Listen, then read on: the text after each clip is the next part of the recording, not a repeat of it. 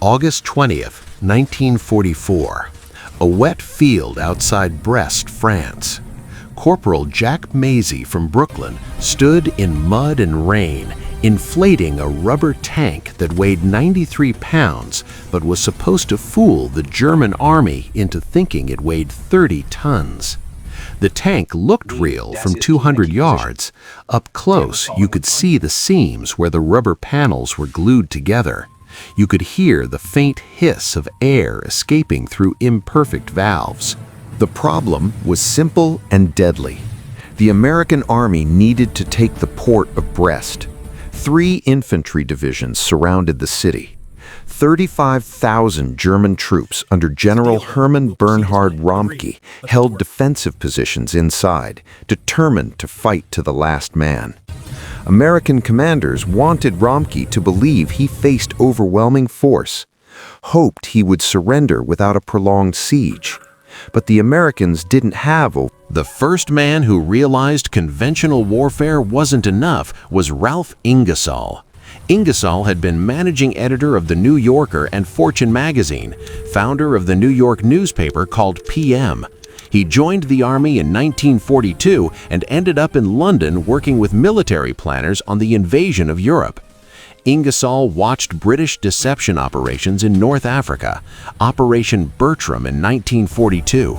The British had fooled German General Erwin Rommel before the Battle of El Alamein, convinced him the main attack would come from the south when it actually came from the north. The British used dummy tanks, fake supply dumps, and misleading radio traffic. The deception worked. Rommel positioned his forces. The army needed soldiers who could think like artists, engineers who understood deception, men who could improvise and adapt because there was no manual for what they were about to do. They recruited from art schools in New York, Chicago, and Philadelphia. They recruited from advertising agencies. They recruited actors, set designers, architects, illustrators, photographers, men who understood visual illusion, who knew how to make something look like what it wasn't. The recruitment was deliberate. Army planners looked for specific skills. They wanted men who had studied perspective, who understood how the human eye processes visual information from different distances. They wanted engineers who could calculate sight lines and angles. They wanted sound technicians who understood acoustics. That knowledge made him invaluable for creating fake tank positions that looked real from reconnaissance altitude. Another was Bill Blass, who would become a legendary fashion designer. In 1944, he was reading Vogue magazine in his foxhole and painting fake unit insignia on vehicles. Blass had an eye for detail, understood how fabric and design could transform appearance. The Ghost Army needed that skill. Every deception required perfect attention to visual details. A fake headquarters building had to look exactly like a real one. Unit patches had to match precisely. Even the way equipment was positioned had to look authentic. Jack Masey was 20, 2 years out of art school when he was drafted. He had been accepted to the High School for Music and Art in New York, one of the most competitive art programs in the country. The Army saw his records, saw his artistic ability, assigned him to camouflage work. Masey would later say he was in a group of nuts from the Camouflage Corps, but those nuts understood visual perception better than any. Both required understanding sight lines, lighting, and visual composition. The unit was divided into 4 components. The 603rd Engineer Camouflage Battalion, 379 men, handled visual deception, inflatable tanks, fake artillery, dummy aircraft, phony headquarters buildings. The Signal Company, Special, 296 men, conducted radio deception. They impersonated real radio operators, mimicked their Morse code patterns so perfectly that German intelligence couldn't tell the difference. The 313 2 Signal Service Company, 145 men, handled sonic deception. They had trucks with massive speakers that could broadcast recorded sounds of tank movements, construction equipment, artillery fire, voices shouting orders.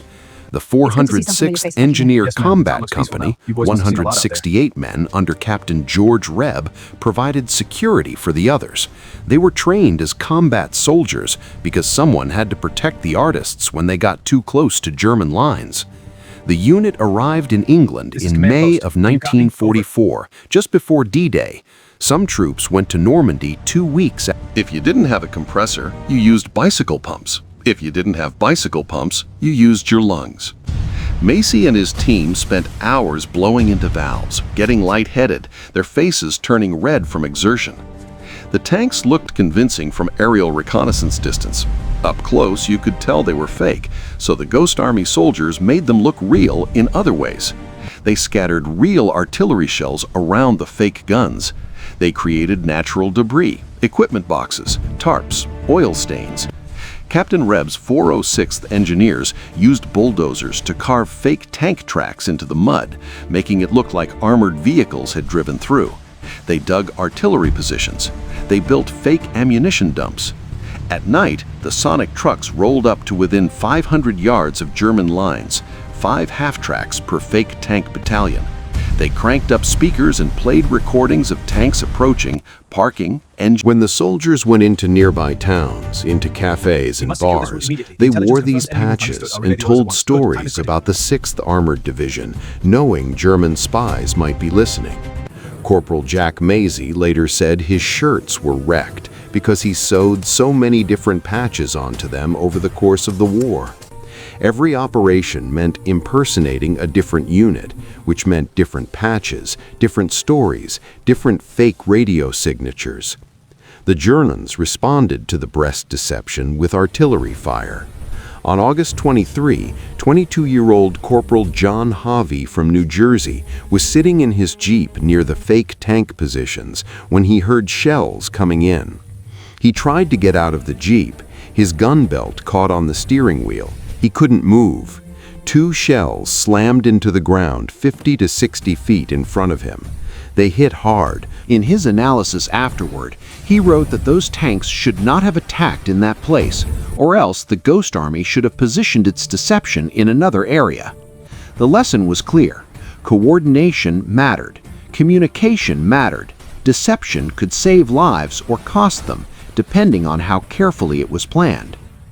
After Brest fell on September 27th, captured German officers told American interrogators they believed the 6th Armored Division had been there throughout the siege. The Ghost Army's inflatable tanks and Sonic trucks had convinced them. German General von Rahm said he had held out against 3 infantry divisions and 1 armored division.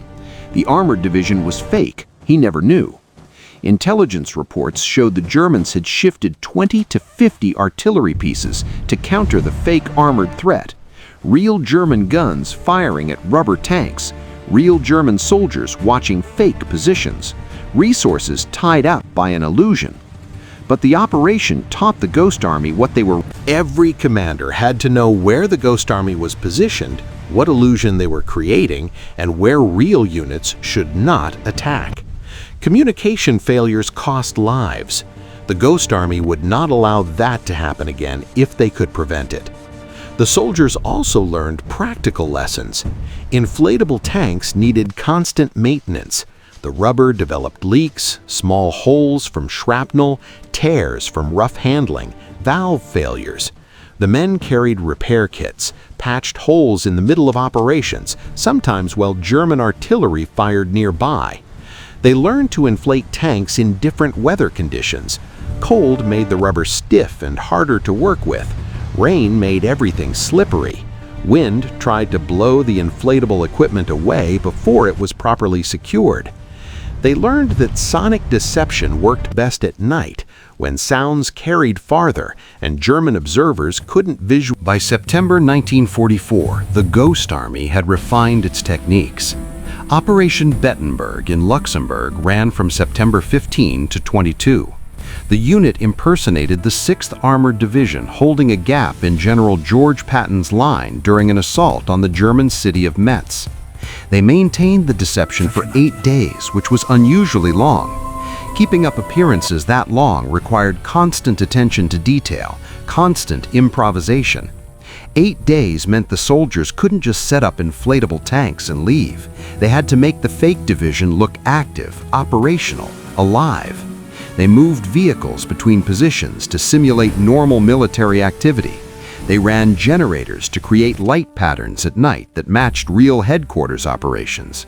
They had soldiers drive real jeeps around the perimeter, wearing the 6th Armored patches, making sure any German observers would see appropriate activity levels. The sonic trucks played different programs each night: sounds of maintenance work, troop movements, artillery positions. The operation succeeded completely. German forces positioned troops to counter the 6th Armored Division in the Ghost Army's location. When the real assault on Metz came, it hit the Germans where they were weaker. Between September and March, the Ghost Army conducted operation after operation. Some lasted only a day or two, others stretched for a week or more. Each required creativity and adaptation. The unit developed a repertoire of techniques, but every operation demanded customization. German intelligence wasn't stupid. If the Americans used the same deception twice in the same way, the Germans would catch on. So the Ghost Army varied their methods. Sometimes they emphasized visual deception with hundreds of inflatable vehicles. Other times, they relied more heavily on sonic and radio work with fewer visual elements. Sometimes they created elaborate fake headquarters with officers in appropriate uniforms walking around nearby towns. Other times, they stayed hidden and let the sounds and radio traffic do the work. As the Allies moved deeper into Europe, the Ghost Army moved with them. They followed Patton's advance through France. They operated in Belgium during the Battle of the Bulge, though they had to evacuate in a hurry when German forces broke through in December 1944. They didn't have real weapons. Their rifles and .50 caliber machine guns wouldn't stop a German. The 9th Army was preparing to cross the Rhine River into Germany. The crossing would happen in the 16th Corps Zone. But the 9th Army didn't want the Germans to know where the crossing would be. They wanted the Germans looking somewhere else, looking 10 miles south, looking at a fake crossing that would never happen. The Ghost Army was tasked with simulating 2 entire infantry divisions, the 30th and 79th, 40,000 men, the largest deception they had ever attempted. Lieutenant Colonel Merrick truly planned and coordinated the operation from 9th Army headquarters. The Ghost Army would set up in the 13th Corps Zone, while the real divisions assembled in the 16th Corps Zone. Everything the Ghost Army did would draw German attention south, away from the real crossing point. On March 18th, the Ghost Army moved into position near Vennes, a German city in the lower Rhine Valley, north of Cologne. They brought everything. More than 600 inflatable vehicles, dummy tanks, artillery, jeeps, trucks, even inflatable liaison aircraft. The visual deception had to be perfect because German aerial reconnaissance, though limited by this stage of the war, might fake reports, fake supply requisitions, fake operational orders, all carefully crafted to make German intelligence believe those divisions were preparing for a major assault. Soldiers wearing the patches of the 30th and 79th walked through nearby towns. They set up fake command posts in buildings and staffed them with officers pretending to be colonels and generals. They talked loudly in cafes about the upcoming crossing, dropped hints about timing and objectives, all carefully scripted to be overheard by German spies and sympathizers. The Ghost Army even simulated artillery fire. They set off flash canisters to create the visual appearance of guns firing. The Germans responded with their own artillery, hitting the fake positions. Shells destroyed inflatable tanks. The soldiers ran out and patched them up, re-inflated them, kept the deception going. The operation ran from March 18 to March 24, 6 days of sustained deception, 6 days of 1,100 men pretending to be 40,000, 6 days of hoping the Germans believed what they were seeing and hearing. On March 23, the real crossing happened. The 9th Army's 16th Corps crossed the Rhine at Wesel, 10 miles north of where the Ghost Army had positioned its fake assault. The crossing met. The deception had worked perfectly. Military historians estimated Operation Viersen saved between 15,000 and 30,000 American lives. The Ghost Army's rubber tanks and sound effects and fake radio traffic had pulled German forces out of position and allowed real American soldiers to cross the Rhine virtually unopposed. General William Simpson, commander of the 9th Army, sent a commendation to the 23rd Headquarters Special Troops.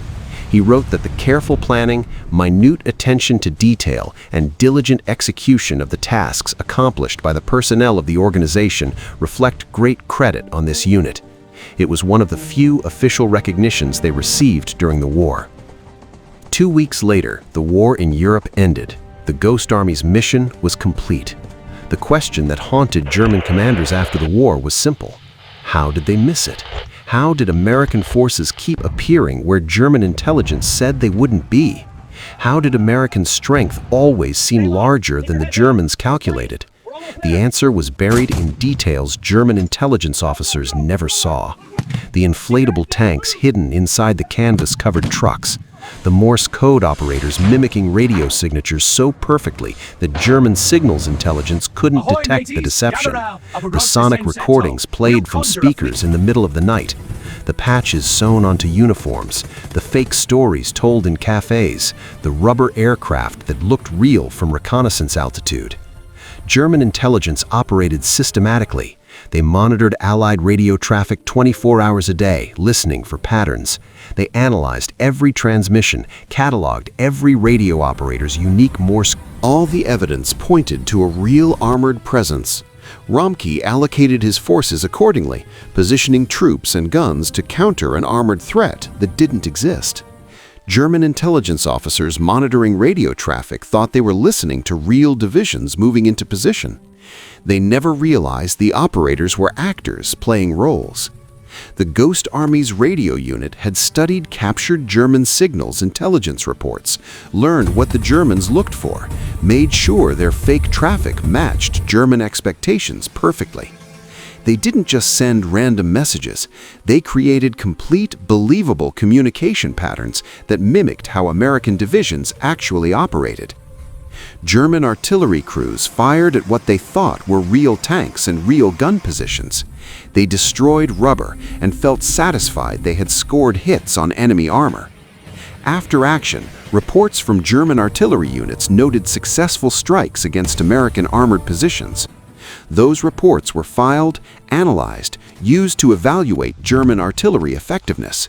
Nobody realized they had been firing at toys.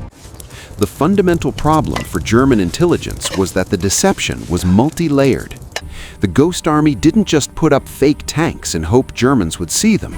They created complete illusions, visual plus sonic plus radio plus human intelligence. A tank wasn't convincing unless you also heard it moving at night. A division wasn't believable unless you picked up its radio traffic. A headquarters wasn't real unless you saw soldiers with the right patches telling the right stories in the right places. The Germans had developed countermeasures for individual deception techniques. They knew to be suspicious of isolated pieces of intelligence. But when visual observation matched what radio intercept suggested, and both matched what human intelligence reported, and all of it made tactical sense given what German commanders knew about American operations, the deception became invisible. It looked like reality because it was presented as complete reality, not as isolated false signals. He became an exhibition designer, worked for the United States Information Agency, creating displays at World's Fairs. He designed the Ellis Island Immigration Museum in New York, which won a Presidential Design Award. He designed exhibits for the National World War II Museum in New Orleans. He died in 2016, having built a distinguished career making things look real to convince audiences of ideas. Bill Blass became one of America's most famous fashion designers. The man who read Vogue in his foxhole and painted fake unit insignia on trucks used his eye for detail and understanding of visual illusion to create clothing that changed how people presented themselves. He never talked publicly about the Ghost Army until the story was declassified decades later. Ellsworth Kelly became one of the 20th century's most important minimalist painters, sculptors. His work focused on color, form, and the relationship between what people see and what is actually there. The artistic principles he learned making fake tanks for the Ghost Army influenced his understanding of visual perception. Arthur Singer painted wildlife. Benoit went back to window dressing and art. Italui created murals and stained glass. These men who had used art to deceive went back to using art to create beauty and meaning. They didn't talk about the war. When people asked what they did in the service, they said they were engineers or they worked in camouflage. Nothing specific, nothing that would reveal the classified mission. Some of their own families never knew. Kim Seal's father served. They drew portraits of each other, painted scenes of French and German towns, sketched the inflatable tanks they set up and the countryside where they operated. The art provided a window into what the war was like for them, not just the tactical details of deceptions, but the human experience, the fear, the boredom, the absurdity of inflating rubber tanks under German artillery fire, the strange camaraderie of artists and engineers and soldiers thrown together in a mission nobody had ever attempted before. In 2022, President Joe Biden signed legislation awarding the Congressional Gold Medal to the Ghost Army. The Congressional Gold Medal is one of the highest civilian honors in the United States. It recognized that these 1,100 men had played a crucial role in Allied victory. In March 2024, 3 surviving Ghost Army veterans attended the ceremony at the United States Capitol. Seymour Newsenbaum, 100 years old, from Monroe Township, New Jersey. Bernard Bluestein, 100 years old, from Hoffman Estates, Illinois. John Chrisman, 99 years old, from Leesburg, New Jersey. 3 men out of 100. The last known survivors of a unit that had saved tens of thousands of lives. Newsenbaum told reporters it was like putting on a big production. He said they had people impersonating generals, putting on a general's uniform and walking around the streets. It was theater, it was art, it was warfare conducted with creativity instead of firepower.